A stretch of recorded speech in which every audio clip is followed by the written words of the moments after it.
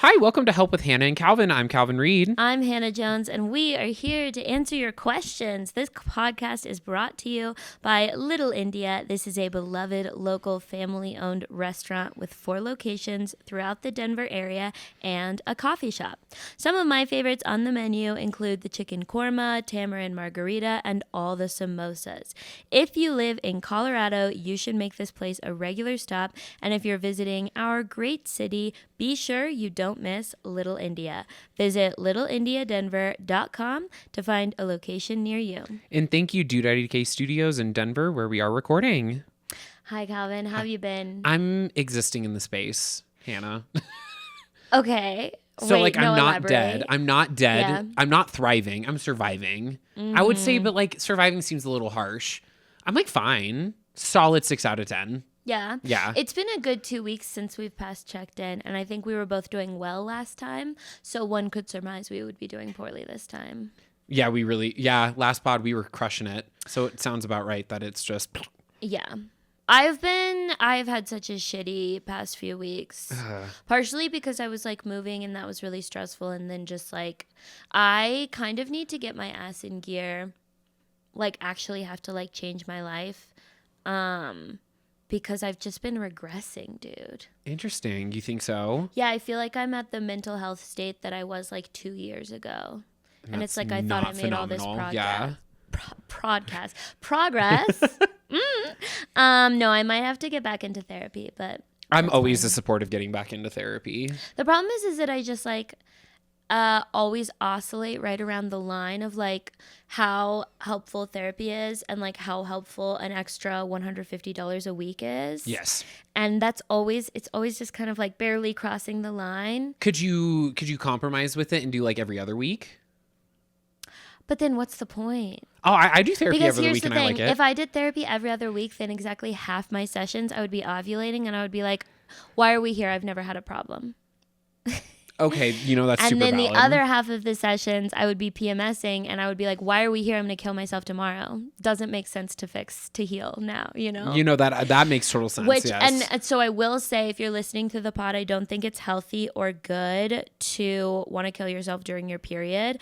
That's where I'm at currently. That's why I've been begging the OBGYN that I was referred to let me get a hormone panel, but they won't meet me. They're like, we'll reach out to you when we have an appointment opening.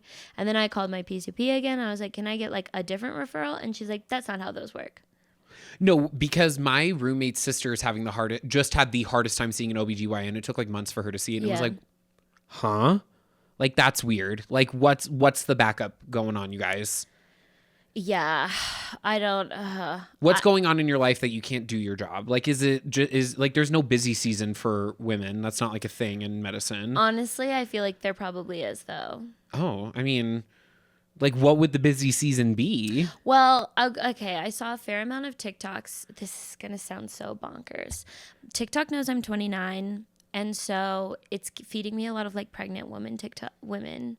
And a lot of pregnant women are like, don't get pregnant in the spring because you'll be quite far along throughout the heat of the summer. It's very uncomfortable and not fun at all to be wanting to go on fun trips and stuff.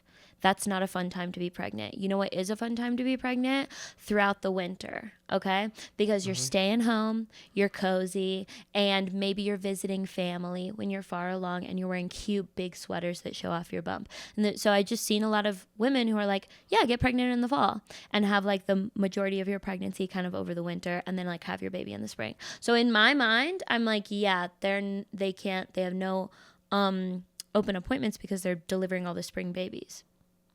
I mean, that makes sense. March is also a super common month for babies. And I'm not mad about more Tauruses. No. I mean, I get along with most Tauruses I meet, so I'm fine with that. 100%. One of my closest friends is a Taurus. Same. Mm-hmm. Oh my gosh, cute. I love that. And then some of my other closest friends are Cancers, but I find their personalities to be a little bit harder to work with. Tauruses are easy. I also saw a TikTok. Did we confirm that you're a Gemini moon? No, I'm a Virgo moon, but I'm Gemini ascendant and Gemini rising. So I'm 2 Geminis and then a Virgo. Ascendant is rising. But you're Gemini sun. Sun. Sorry. Yeah, you're ascendant? right. Sun, ascendant, moon. There you go. Yeah. Okay. Then never mind. The TikTok I saw does not apply. That's okay. Most Virgo moon TikToks I see do apply quite heavily. Okay, one thing that I wanted to shout out is that we have answered 200 questions since the start of this podcast. That's hot. So maybe not you have helped answer all of those, but like No. that's a lot of questions. Wow, we've helped so many people. That's a lot. Because I took out all the ones that we like didn't get to and stuff. And so, yeah, 200 real questions from listeners. Thank you, first of all, for asking all of those questions. I could have never dreamed that enough people who follow me would have so many problems. But you guys are fucked up little messes, and we really appreciate that. It honestly gives us so much to talk about. So thank you. We really need it. Okay. Oh, this is my fun update. Fun update. Okay. Weekend in the mountains? Is that the update? No. Oh, okay. The next one.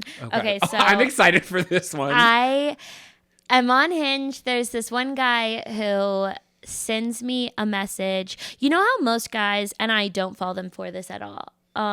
Most guys have like a very clearly copy paste I do. message. Like the fuck? Yeah, who doesn't? Yeah. So this guy had like several paragraphs where it was like, choose your first date. And they were, let me actually pull up the What app was this, first of all? Hinge. See, that's what's kind of crazy. Well, I don't know. Gay people with Hinge is just a different, like, I've gotten some dates off of Hinge, but I either get like one date or I get trolls. Like, I don't get anything else. So I uninstalled it. It's not my favorite. No, it's not. None the of cute them are one. my favorite right now, but I'm trying to.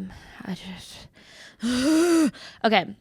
So he responds to one of my pictures. What date are we going on? A, spontaneous road trip. B, ski trip. C, dinner. D, climbing or hiking day. E, dubstep or jam band show. P.S. I hate using dating apps. It's just easier to meet in person. And the short answer is those suggestions are ass. And the long answer is and this is some free advice at the top of the show for men, is that yes, dating app conversations suck and it's hard to catch a vibe. The reason that we exchange a few messages at the beginning of a dating app conversation before making a date is very specific, because I can get a feel via your pronunciation in your sentence structure if you are like a normal guy. That is so valid, If you say yes. normal stuff and you're like not in a manic episode, but you are down to clown with the general social contract of like how normal people talk. And that is something that I need to confirm before I'm going to meet up with you in person.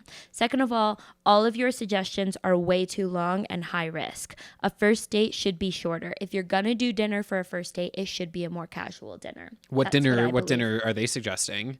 He just said dinner as one of the suggestions. Oh, you need to do like dinner at Applebee's, not Applebee's, but like dinner at Chili's, something like that. So yeah. I was already like, we're not going out because this guy, it's giving 26 years old ultimately. And I said, I have to know if any woman has ever agreed to a road trip and is she still alive?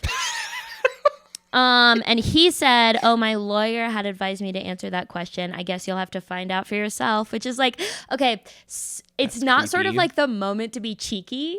You know, like, ooh, maybe I did kill a woman. Maybe I murder women. Like, ha, ha, ha.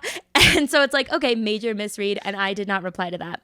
So a week later, he messages back and says, actually, would you want to go on a 3-way date with myself and another girl? Like a throuple date? And I'm just like, I love the idea that he's like, okay, she's not feeling it.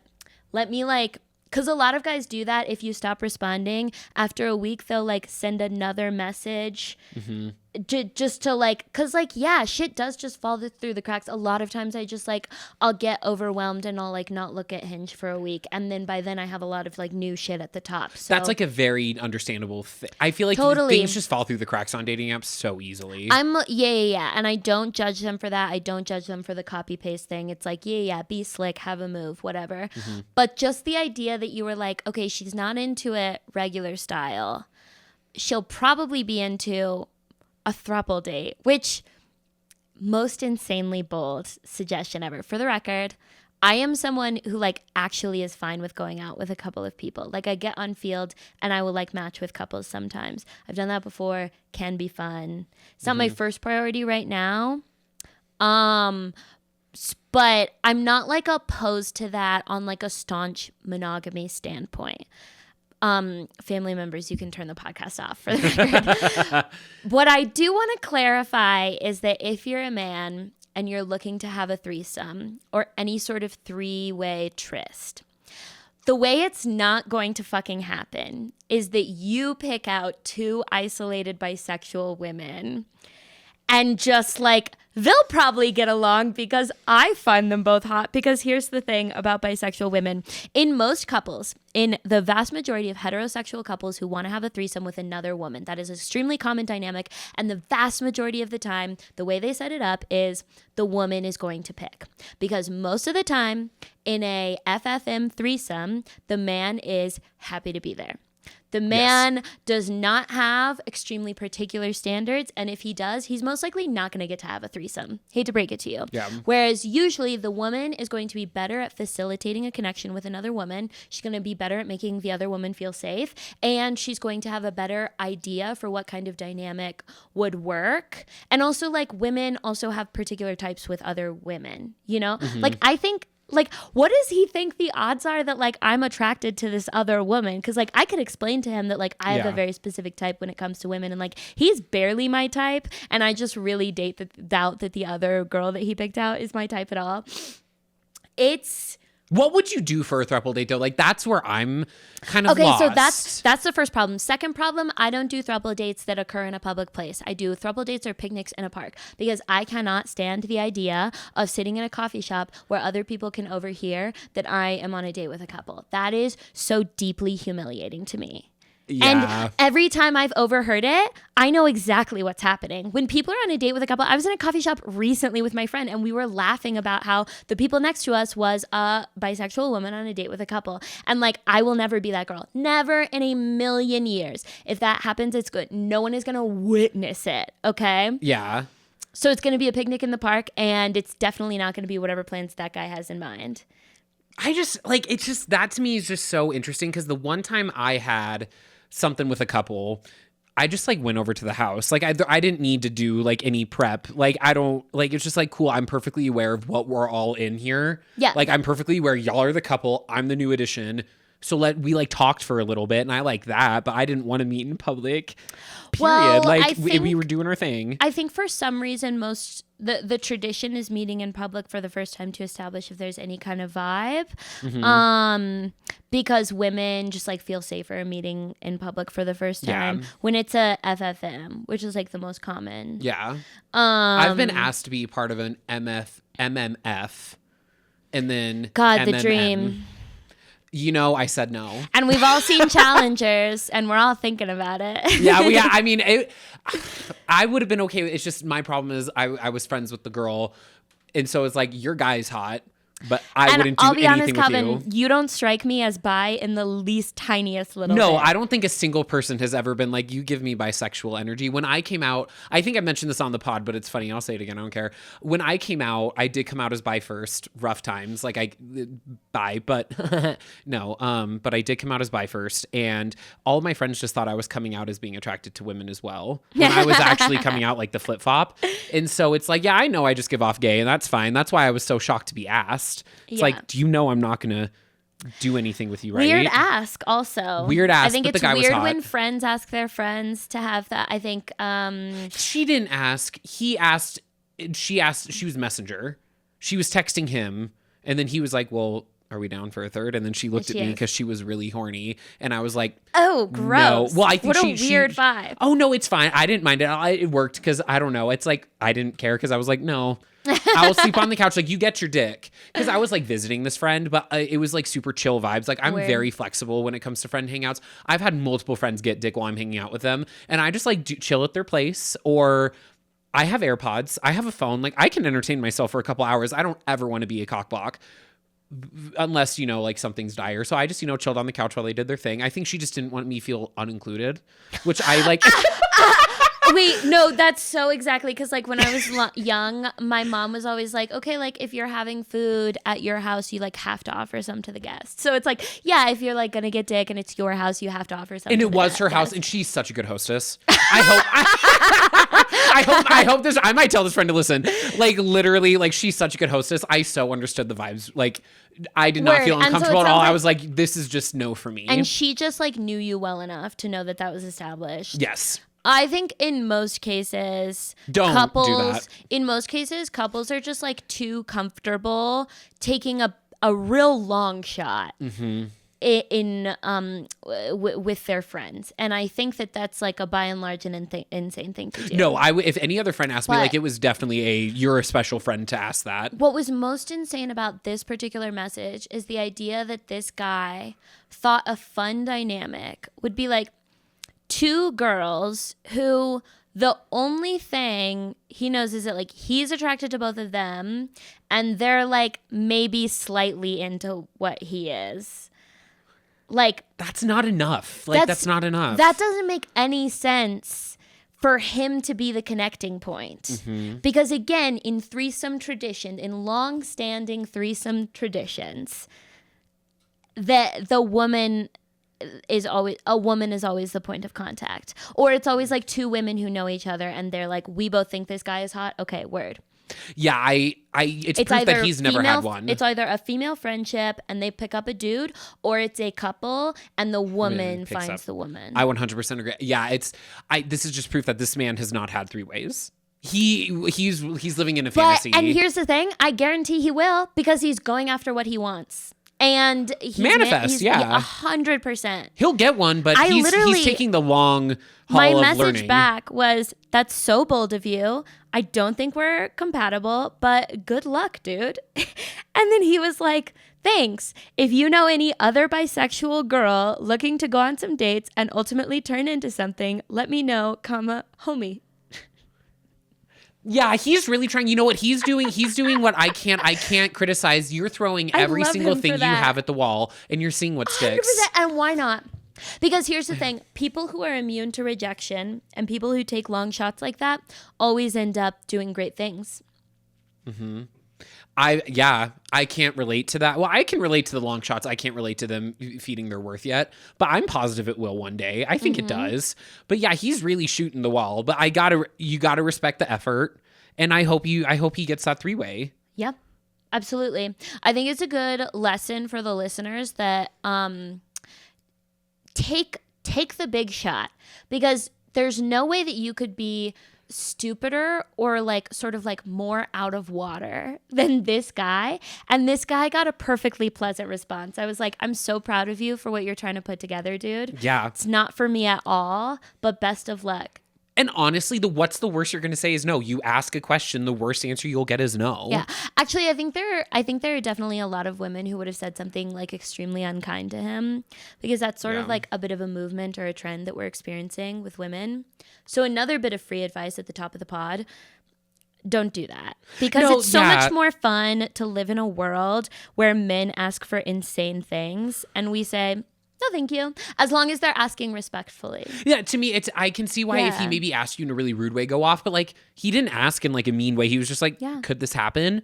Yeah, if he was like, sup, slut, I want to fuck you while this girl watches you down. Like, maybe that's not worth as kind of a response. But hey, want to go on a date with two strangers? Want to go on a date with one stranger and one surprise grab bag? You don't even get to know what she wants. Do you want to have sort of an odd mixture of a blind date and a hinge date? That sounds horrible. Like, it actually sounds really bad. It really sounds so bad. One date is hard. First of all, what I'm imagining is they are more attracted to each other. Like, they show up and are more attracted to each other, and neither one is attracted to me, and I'm not attracted to either of them. And I would feel so uncomfortable. And my mom always used to say, don't have friendship groups of 3 because someone will always be left out. She was like, I just don't recommend friend groups that are 3 people. 3's hard. Get another person in there if it's looking like a 3-person dynamic. And I have carried that with me. I've not had a full-on threesome. I have had a foursome, and it worked better. I imagine I've had threesomes. I've had more than that. Well, I've only been to one sex party, but that was a time and a half. That was just completely different vibes. That one was hard to... I didn't know you were a little freak. I'm not.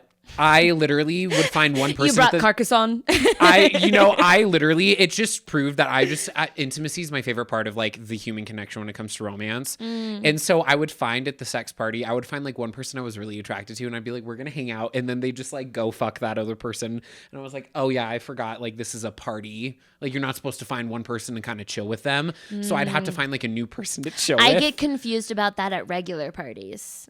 I am way better at that at regular parties. The second sex comes into play, I do lose all my social game and it sucks because I've spent, majority of my life creating a really good social game. And the second clothes are off, it is all gone and big bummer because I'm just like awkward. It's not fun. I don't like being awkward, but it's like, yeah, we're naked together. How like community. Ugh. Yeah. I mean, like what is strong about me socially does not translate.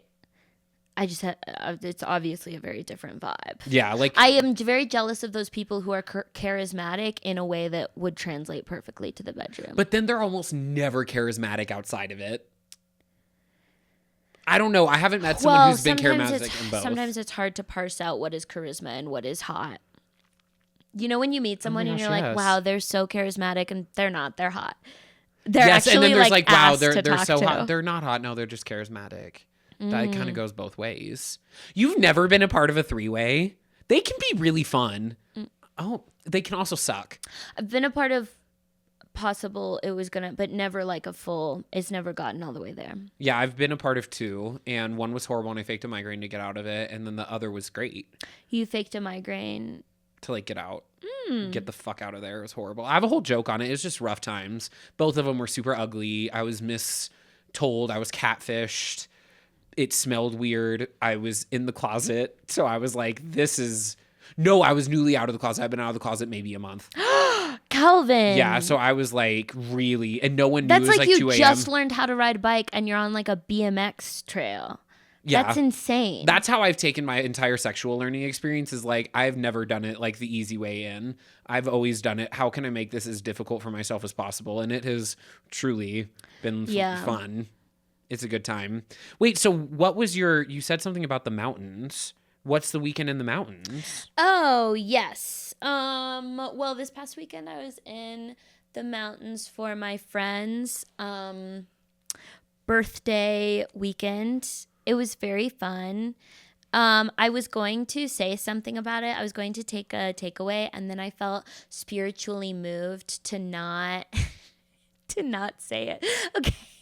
Wait, now I kind of want to know what you took away from it. No, I have decided that I'm not going to. So with something that's like really important to me is like a covenant formed in my last relationship that we're like not going to do certain things in the event of a breakup, like speak negatively of one another or like do certain other things. And a lie was told, a betrayal was had. And so then I think when I wrote that down, a part of me was like, yeah, fuck it. All bets are off. Like, yeah, I'll talk about this thing that could be quite rude, but I'm actually not going to do that. No, don't. That's stupid. But mountains are fun. Where'd you go in the mountains? A city called Alma. And so Alma, Colorado? Yes. Isn't that in the east? Well, obviously it's not. No. Alamosa, that's what I'm thinking of. Alma, it was really, really cute, and we had so much fun. And then the day that we were leaving, we woke up to 12 inches of snow. Holy shit. On Mother's Day. 12 inches of snow. Did you drive your car? Yeah. Your car isn't four-wheel drive. So correct. And it's a Honda Civic. It has very low clearance. And we had our friend who was in a Subaru be the first one out. And like I shoveled so fucking much that day. It was so horrible, dude. We ended up stuck there for a really long time because he was like, well, the plow's not coming until later this afternoon. We waited for the plow, and then the plow never came. So then we had to just dig ourselves out. And then we had to because the driveway was like half a mile long, basically, to the next plowed road.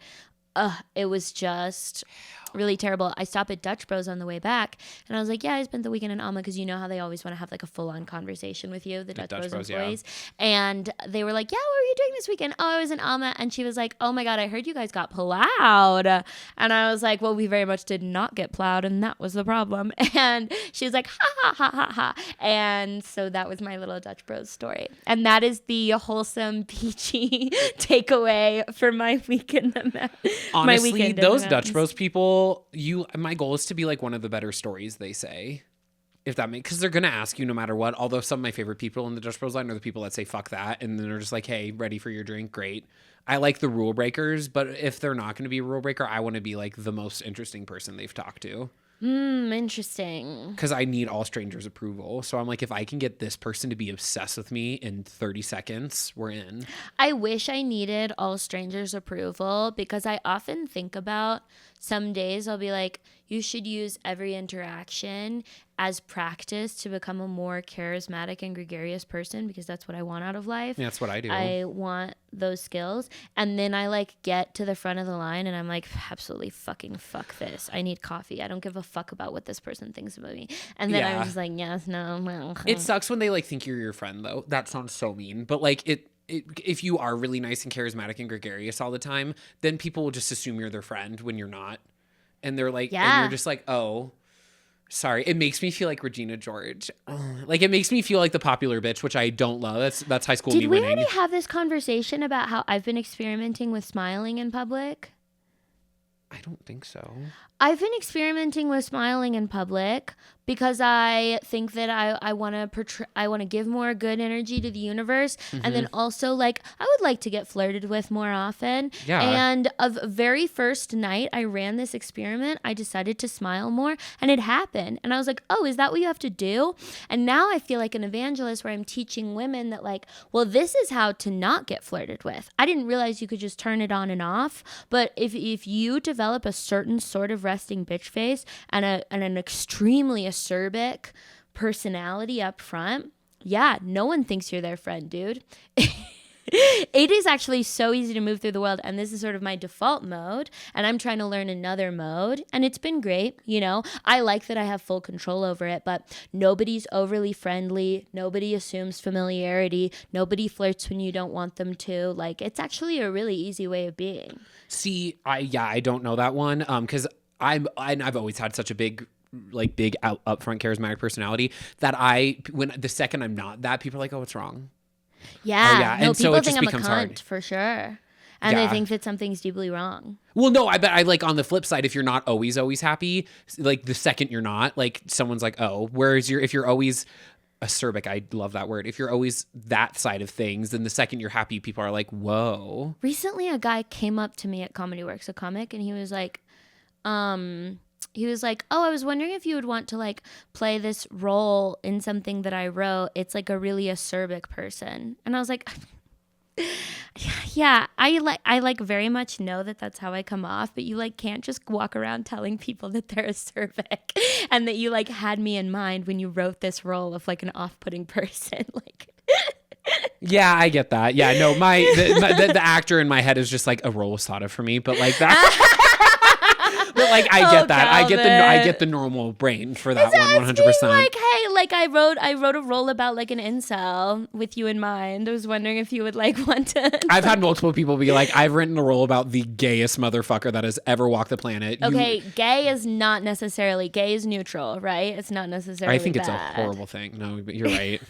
You're right. Homophobe. I am a homophobe. I don't like the gays. Okay, so your thing, capitalism. Yeah, so capitalism. So I became a recent victim of capitalism. I got laid off from my job, and capitalism's weird. You were a victim of capitalism when you got the job, actually. I was a victim of capitalism for forcing myself to have the job so that I could pay for my arts. That's what it was.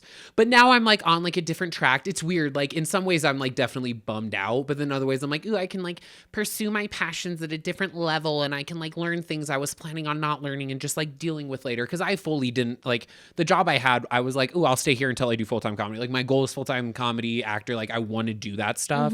And so it wasn't like my forever to begin with, but I was like, oh, am I? And so I'm just in like a big transition area with my life, and I'm excited and nervous as shit for it because I hate change. Yeah. But it's going to be an experience. I know so many people who were recently laid off. It's like weird. And I've talked to like other comics about it, and I've just talked to other people. I'm really trying to pick brains while I have the time to do so. And it's almost like a rite of passage to get laid off at some point in your creative career. I have yet to meet someone who I really respect and like look up to as an artist that didn't get laid off.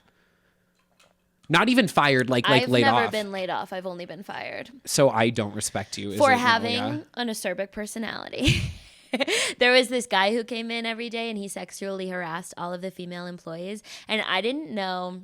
In my mind, it was like, oh, yes, he is in the wrong, so I will be a cunt to him. And I didn't realize that, like, if you're going to be a cunt to someone, you have to explain your justification to everyone else preemptively. You can't just, like, be a cunt, because I was just a cunt to this guy who sexually harassed all the female employees, and then I got fired. Was this at a coffee shop? Mm-hmm. Yeah. You told me the story right when we first. Okay, yeah, my bad. it's been 2 years, right? Oh, but right. I think you told me about this. Where you like didn't you start off at that job like super nice, and then you were like, I became myself. And they then fucking the hated it. manager was like, you're mean to the employees. And I was like, no, I'm mean to one employee. And he was like, okay, well, you're fired. You can't do that. And it didn't even occur to me to like give him my justification for being mean to that guy, because I just thought that the male manager knew. But like years later, I was looking back and it's like, oh yeah, nobody told the male manager, like we all the female employees spoke so freely about that guy and the way that he would like stand at the window and stare at us after closing and like wait creepy. until like we were ready to like leave the fucking yeah, so fucking creepy. And we talked so freely about it that it was just like, there's no way that the male manager doesn't know. And then it's like, oh yeah, actually, in fact, I'm positive he doesn't know. Yeah, because men are not observant of shit. And he was a regular. He came multiple times a day. Oh, and the manager probably loved him. He probably loved the manager. He was like, I love the manager and the girls that work here. Yeah. That was probably exactly what he was thinking. Whew. Yeah, I get that.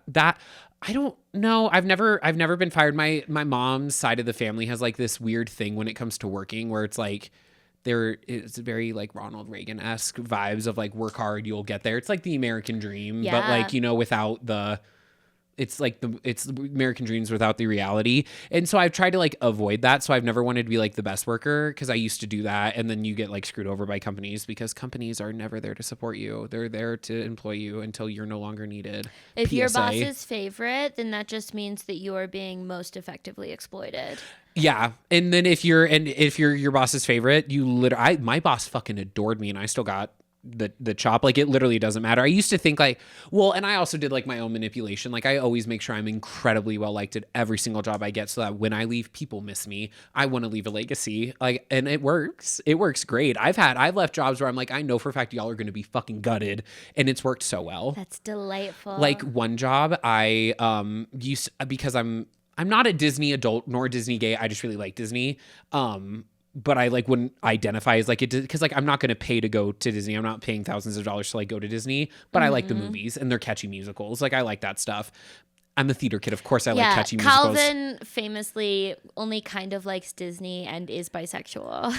That's mean. But like I like love Disney, but because there are some people that are like huge into Disney, and I'm like, I'm big into it, but that's not like my thing. And yeah, he only has a few Disney I only have 4, and I know some people that have 8. So that's true. So true. Like, in the scheme of things, I'm really not that crazy about it, but I go through phases where I love like giving people like characters or whatever. And I went through a phase with my first job out of college. I gave all of my favorite coworkers a Disney character, and I was like, "This is who you remind me of." And then my boss was like, Calvin, I'm so sorry to derail your story, but I fear you are fucking a Disney adult. Like, you're definitely, there's no if, and, or buts. Like, that's a pretty extreme thing to do in a workplace, to give everyone a different Disney character. Yeah, I don't know. I don't know. It kind of worked out as a joke because we were bored one day, and I like insulted my friend by being like, "You remind me of the seal from Finding Dory that gets bullied." Ed. Like, you remind me, his name's Ed. Like, you remind me of Ed the seal. And I printed it out and gave it to her. I think what you don't realize is like, you're so charming that you can be a Disney adult and still be so cool and well liked, whereas most Disney adults are autistic. That actually might be it, because I hooked up with a guy once who said he hated Disney adults, and I was like, I'm literally walking in with a watercolor Ariel tattoo. Like, I'm literally walking in. He said out of the blue pre-hookup, like, oh, by the way, like, one thing about me is I hate Disney adults. That's just as weird as being a Disney adult. And I, hindsight's 2020. He was hot. I was like, we're gonna get into it. I first messaged him the day before a Disney trip, and then the day after is like when we hooked up or whatever. The day after I came back, so he was like, "Where'd you go?" And I said Disney. He's like, "I hate Disney adults," and I was like, "But like, oh, so Disney, he said that like in response to something you said. Like, that's kind of mean." Well, we haven't hooked up since. Not my choosing though. Low self-esteem. Anyways, No, but yeah, I really wanted him to like me and think I was cute. And so, I got my dick in, and then he saw my tattoos probably and was like, and was like, I can't keep myself hard. And then we left. And then that was it. So, maybe I am a Disney adult. I don't know, when I go to Disney, I'm like not a Disney adult, if that makes sense. Like, people be crazy. They spend like thousands of dollars for Disney. Like, my friend works there. Same way I'm into Taylor Swift. Yes. I look at I used to be a Swiftie, but then I was like, well, I don't know all the lore. I just like the music. I know all the lore because I find it deeply interesting and like fun to engage with the community. But at the end of the day, like, I'm self-aware enough to know how annoying that is. Like, yeah. And I'm not going to lead with it in most circumstances. But if another bitch is outwardly an annoying Swiftie, I am sure as fuck going to talk to her about Karlie Kloss.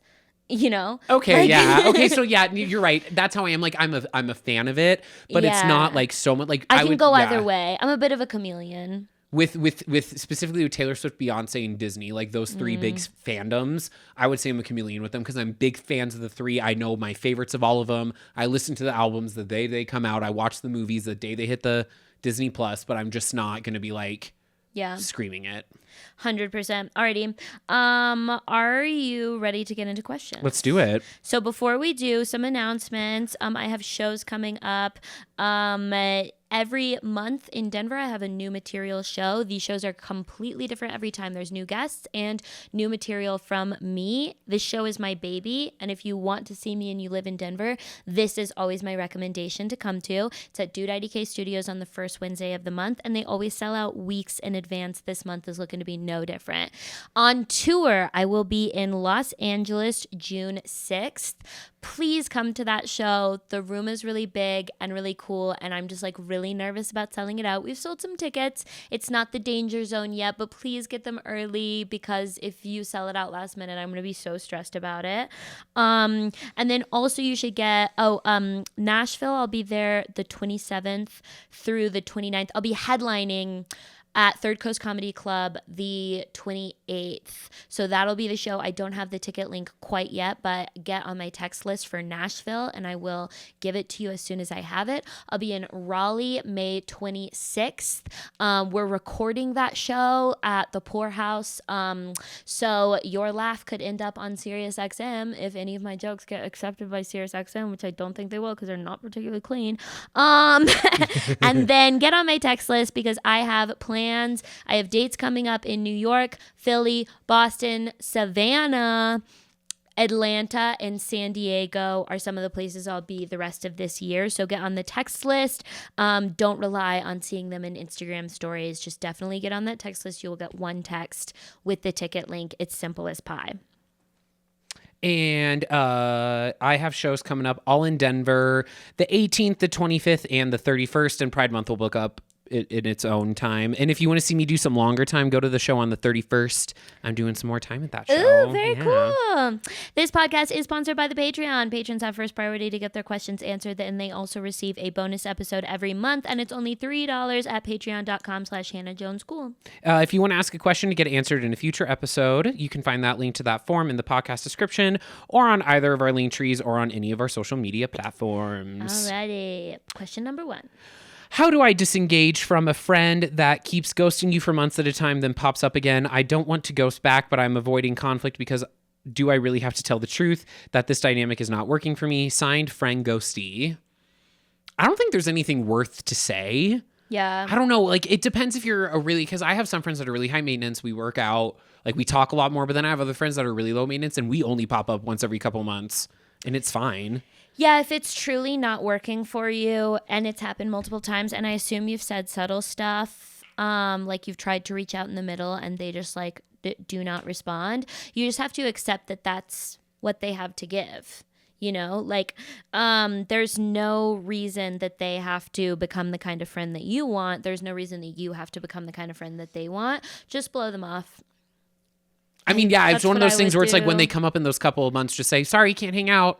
And then they probably, maybe a couple months again, say no again, and then they'll probably take the hint. I have a friend who has made it pretty clear, really leads with the fact that they do not want to be relied upon. They do not want to feel pressure to respond to text messages. And my thought is always, okay, word. I'm just going to give you very little of myself. because That's it would hurt too much to continually invite you to stuff. And I always try to be upfront with my friends if they've said no to stuff a few times in a row. I'll be like, okay, word. You let me know when you're ready to hang out, because I'm not gonna like keep hitting you up. I think I run into this problem because a lot of my friends will like have a conversation where I'm like, yeah, you don't really try to make plans with me these days. Like, has something changed? And they'll be like, oh, like you're just so busy. I just wait for you to make plans with me. And it's like, okay, word. I am a busy person. I don't think I'm as busy as you think I am. But I also just think like I could be the busiest person in the world and I still deserve to like sometimes have people want to make plans with me, right? Yeah. Or like even a text as simple as like, hey, I'd really love to hang out with you. When are you free in the next 2 weeks? From a friend would mean a lot to me. But like, I'm not going to just like constantly being the one initiating plans just because I'm busy. Like, that's not chill with me. That makes me feel so shitty. Yeah. And so back burner. No, that makes so much sense. I am really bad at being the friend that makes plans. Like, that's just, I'm so much more like in person, I'll come up with a plan. But like virtually, I'm like, we can talk, but like I just won't come up with a plan very much. And I feel bad because some of my friends will be like kind of annoyed, but in my head, I'm just like, yeah, I'll hang out whenever. Like, I'm almost like, like where it's like, yeah, cool. Like, let's figure something out. But in my head, it's like in person, it's really easy for me to just like say that. So like with my roommates and stuff, it's really easy for me to hang out and come up with stuff because I'm like, oh, there's someone upstairs. Yeah. But then it's like the second there's not that dynamic, I do better when someone asks me. But it is a two-way street, and there are some relationships where I'm better at that, but the relationships where I'm not, it like does take a toll. Or, you know, they tell me later on in like a year, like, oh yeah, that time you didn't like really come up with anything and I didn't notice something was wrong. So it's like something I'm also trying to get better at, because I do think as much as people are chill with it not being a two-way street, it's really important stuff is. It'll come up, and I think by you, and I think this person is really kind of feeling the lack of it. It also depends on why they're ghosting you and like what kind of messaging they're giving you. If they're saying like, oh, I just went through like a depressive episode, if they're like ADHD or whatever, and like that's a common cycle to go through where they just like can't talk to their friends, I think that's different. And you could say like, much love and respect to what you're going through. This can often feel hurtful for me, so I'm just going to not put myself out there to get rejected. You can be vulnerable because they've been vulnerable with you and told you that they're going through shit. But if they're not going through anything and this is their default way of being, then yeah, don't try to change them. It's mean to try to change them, in fact. Like, the kind thing to do and the reasonable thing to do is just respect what they are and what they're giving and give the same energy back. And if it's too really hurtful like to that do one. that, then give no energy back. And then, you know, you'll figure out if it's a friendship worth pursuing. And also finding out the different dynamics with friends. I have some friends that were texters big time. I have other friends. I have like one friend, she hates texting. She likes to call. I fucking hate calls. I hate calls, but I typically know when she's calling me. There was venom in your voice when you said that. Calls. I've ended things with guys, like relationship wise, because you try to call me too soon. Like, a call to me is so fucking intimate. I do not know what it is, but I'm really picky with who calls me. I fucking hate getting called. And like, I have a friend, she really likes it, and I know how much she hates texting. And so I'm like, you know what? I really do force her to text me for a lot of this friendship. I'm going to pick up the phone. And it's like, a little sacrifice. And she's one of the few friends I'll pick up the phone with. Other people, I'm like, the second after this phone's a missed call. Hey, I'm so sorry I missed your call. What's up? Like, text me, I swear to God. But you're not my mom. Like, literally, who do you think you are? Like, genuinely, do not, if you think you can call me, text me. All of your friends who have been told over and over again not to call you, hearing that you have one friend that you will accept phone calls from, are livid. And you know what? They can deal with it because they've worked with me. Because this friend, I've tried to get on the texting train so many times, and they were so bad at it. It's also the same friend that asked to do the 3-way. I think that is so funny. This friend is a character. Why does that fit so well? Because she's like so like free flowing and like, yeah, I like hearing your voice and stuff, you know, like that makes perfect fucking sense. That is her. And she's I'm probably telling her like, to listen to this and episode. I would like her. I think she would be so fun. She's the kind of person where it's like, I would like her because she is like so ultimately different than me. Hannah, the way you get along with every single one of my friends. The way that would not even be. One of my friends actually said that they want to be a guest on the pod, and they were like, "I know for a fact I really get along with your co-host." I'm like, "Yeah, I'm Come not have worried him about be a that." guest. We have the Yeah. chairs. No, we we have do, a little yeah. cuck chair sitting right there. It is It's literally the perfect for them. three-way setup. No, it really is. No, I literally. Oh my gosh, yeah. We have. Yeah, that friends especially. You two would really get along, because they might have even seen you do comedy. I cannot wait to tell his friend to listen to this episode. Anyways, so yeah, give out the energy you're being gifted, and I think that's all you can do with friendships. Yeah. 100%. Okay, next question. What's a polite way to tell your friend they're in a rut? My pal's been sober a good 2 years, but has started drinking again. They're having fun and letting loose pretty often. Nothing destructive outside of a couple of questionable belligerences, bar fights. Of course, I want their best interest, but something just feels off when we hang out. We have a very honest, direct relationship, so I'm going to say Sutton, and I'd like advice for how to piece together the words and be compassionate. Signed, 72 inches from sunlight. This person wrote that question like they were writing the book Huckleberry Finn. Like they literally, like that question was written in such a dialect that like why? Pretty often. Pretty something. Like why did you, and you like that's exactly what it was. Anyway, just reading that question, that was my first thought. Yeah. Okay. Unpopular opinion. You cannot change people.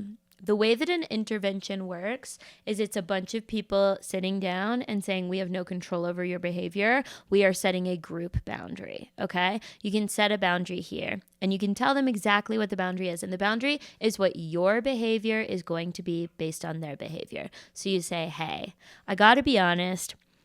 I don't love you drunk. I don't love your personality drunk. I don't love the side it brings out of you, even when you're sober during the daytime, but you've been drinking. I just kind of miss the friend who was sober for 2 years. That was my favorite version of you, and I'm going to need to pull back. So while you're drinking, I'm not sure if I'm the right friend for you. Much love and respect, you know? I mean, especially if they've been sober for 2 years, that meant something happened. Mm-hmm. And just for me, like personally, the second like I read the word bar fight, to me that's like just like instant red flag. Like the second you're getting violent with your alcohol is like a huge to me problem. Like if and maybe it's just because I am not a violent person, but to me violence is such a big indicator of like that's like a big sign you need to like reflect on what's going on, because you shouldn't just be trying to fight people. And the real problem is that like addicts are going to justify, and they're going to go to great lengths to justify all of their behavior. So you do not need to get wrapped up in a conversation about whether they do or do not have a drinking problem. That truly doesn't matter. The definition of alcoholism truly doesn't matter. All that matters is that you don't like being around them when they're drinking. And so you're going to stop being around them when they're drinking. And they get to make the educated decision. Do they want their life with alcohol in it, or do they want their life with you in it? And you have to be prepared for the possibility that they choose the life with alcohol in it. That is like an extremely possible. That's an extremely likely occurrence, probably more likely than not. Now, long term, they might come to you all sobered up and say, that was really meaningful. I wasn't ready to accept it, but you were right all along. But you can't bank on that. All you can do is like get to the point that you want. So I would probably start with the boundary of, I don't want to hang out with you while you're drinking. And then if you're still not loving the version of them that they get, that you get, like on the weekends during the day when they're not drinking, but they're still off because they're in the cycle of addiction, then maybe someday you have to up that boundary too. I don't want to be around you when alcohol's in your life at all. Which is like super yeah, that's a great way to look at it.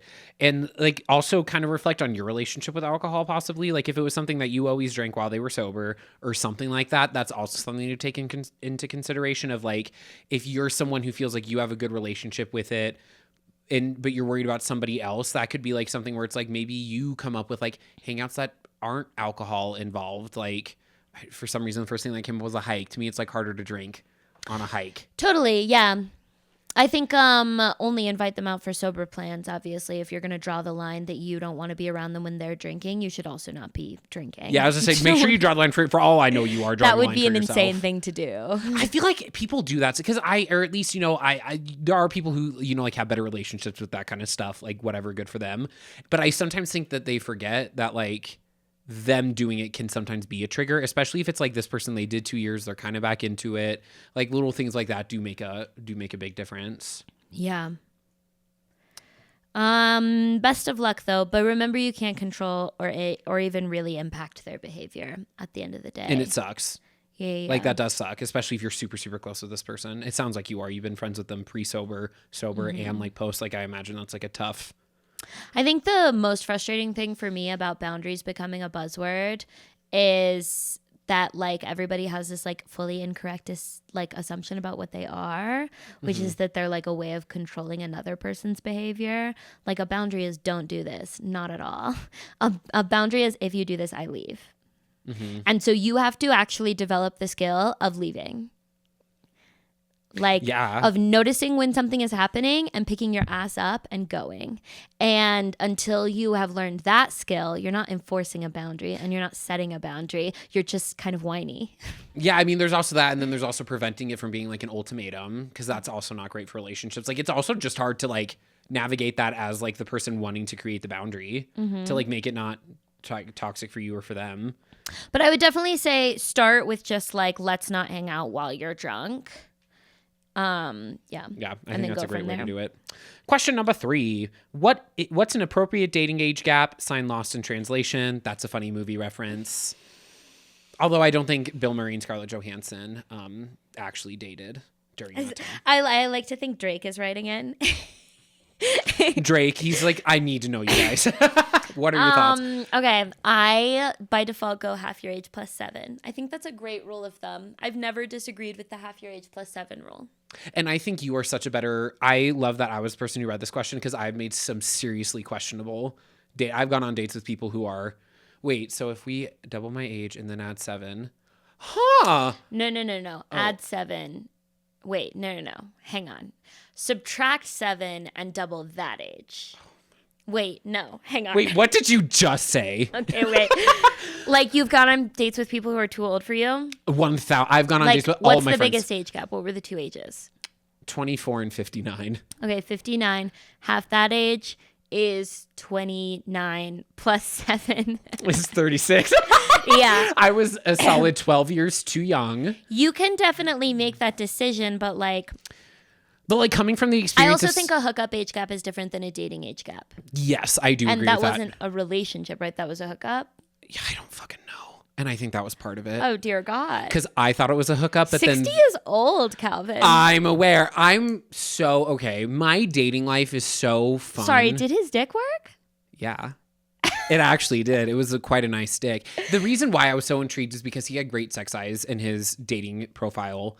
And then I told him that during the date. And he was like, oh, yeah, I did like boudoir. I did a boudoir photo shoot. And he just is good at the sex eyes part of it. So then I like saw it. But then he told me he was demisexual, which like go off, not my vibe. The second someone says that, I am like, oh, okay, cool. Like good for you. Love that for you. Just not my energy. 100%. And so he said that. I got like a little bit worried, but then we did a second date and it was fine. I don't know. It showed that it's weird. There was a definite gap, but it wasn't always in maturity. Is it more? It was just like intent. I'm demisexual. I can only be attracted to 24-year-olds I have a deep emotional connection with. That's so fucking funny. To be a 59-year-old demisexual on a date with a 24-year-old. Calvin, demisexual, and you know what demisexual means. Yes, I do know. That's insane. For the listeners, demisexual means that you're only attracted to people that you have a strong, intimate connection with. Yes. A strong emotional connection with. Yes. It was weird. I don't know. I have like... That's like telling a baby, like, I'm sapiosexual. I just think you're really intelligent for a baby. Like, what? Yeah, looking back, I hope this person thinks their logic was a little flawed. I really hope they think that. I don't know. But also, like, people who say that kind of shit, like people who use the word sapiosexual, in my mind, are also predators. Yeah, the word, sapiosexual is always, it's like you're attracted to intelligence. It's like, okay. I don't know. Like that to me isn't like your sexuality. Is one of those words where it's like, I don't think it's super useful as a term, like in the realm of sexuality, because it just sounds to me like you're a type of person. Like you can actually just describe yourself. It doesn't have to be like it's not like homosexual where it's like what you're attracted to. It's definitely, and I think people. It's not like, oh, we need like demisexual marriage. Yeah, like he talked about, like he was like, yeah, I love to like get to know people. That's what like makes the sex most like I can have sex with anyone once I get to know them. I'm like, sorry, okay. so you're a little bitch. So you're right. Like I was just like, okay, that's great. That's a preference, but that's not like like something that you had. To me, it's like sexuality you have to like really like come to terms, and it's like something that is like kind of unchangeable. Perfectly valid preference, not a sexuality. Kind of silly to refer to it as such. Yeah, like it's just like it's a preference and it's super valid. It's just not. Yeah. It's just not quite the same thing. And yeah, we had like a perfectly fine time. I've gone on dates with people kind of ranging from a little bit younger to my age, which is funny because then I'm like, ew, the age difference is just too much. But then I'm out here going after people who I'm like 12 years too young within the age gap rule. Because I do like that rule. I think it's a good rule to think about. Mm-hmm. And older men especially take advantage of younger guys in the queer community because they know that we're like desperate and sad and like open. That's like a very common issue. That's why the movie Call Me By Your Name was kind of problematic, is because Armie Hammer's character in the book is like 8 or 9 years older than Timothée Chalamet's character. And it is kind of like, what about him is so interesting beyond the fact that he's like, he doesn't know anything. Like what about like that age literally dynamic nothing, is very especially common. in that movie. They have like no conversations, dude. It's how it is in the book. Like in the book, it's very much like there's just something that like draws them to each other, which is fine. Like that's a thing. Yeah, it's cock. like being attracted to someone is there's fine. Something Liking mysteriously drawing us together. It's two hot people. Yeah. Two hot people are always mysteriously drawn together. That's like the way the world works. You know, and it makes me. It's literally evolutionary psychology. It's if you're attracted to hot people and you feel chemistry, that's like a normal thing. It's just.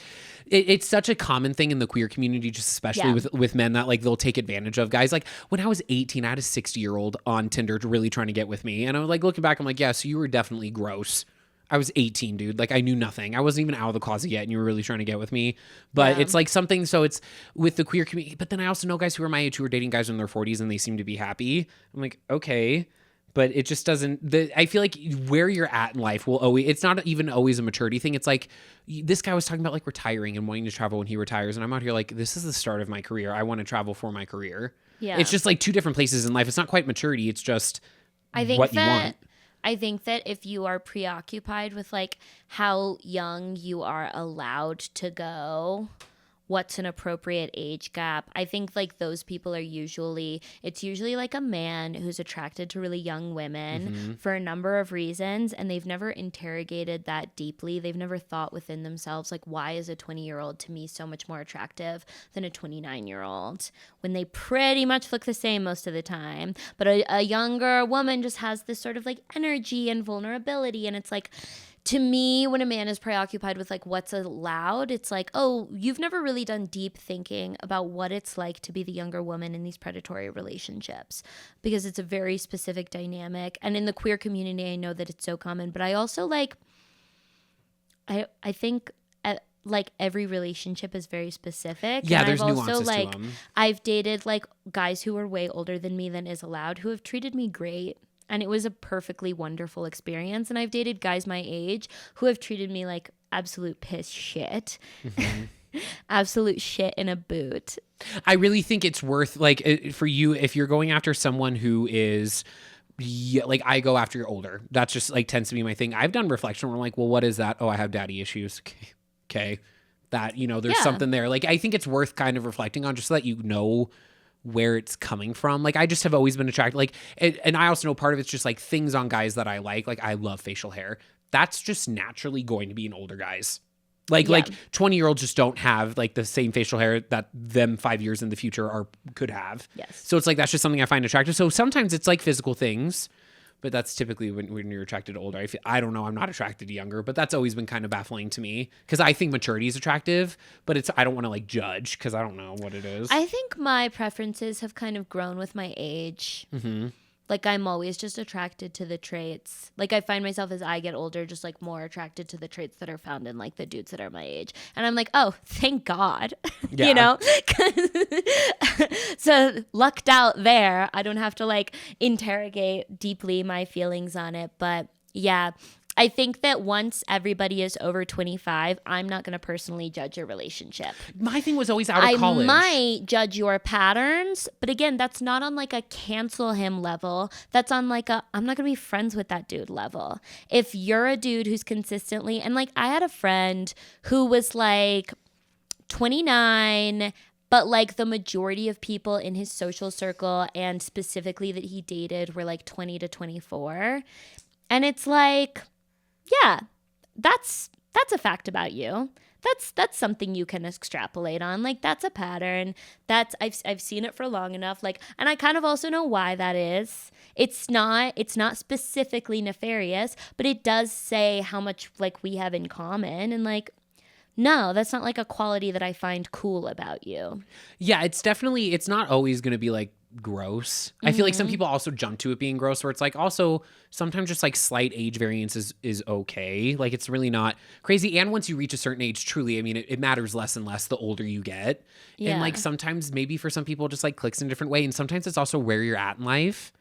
And like sometimes what happens if like a 40-year-old going through a completely new career and that feels like a new awakening from them, and then like a 25-year-old who, you know, is maybe wanting to try something new. Sometimes you click by like that meeting. And if you're adults, like that's the biggest thing is like if there's adults and consent, it really doesn't matter. But it's worth reflecting on if it's a pattern.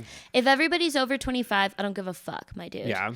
If everybody's over 21, but it's a pattern, I'm gonna think that you're low-key a loser. If it's under 21, what's wrong with you? If it's under 21, I'm gonna judge you harshly. If it's under 18, the law is gonna fucking judge you. That's the scale. It's not a binary thing. It's a scale of judgment.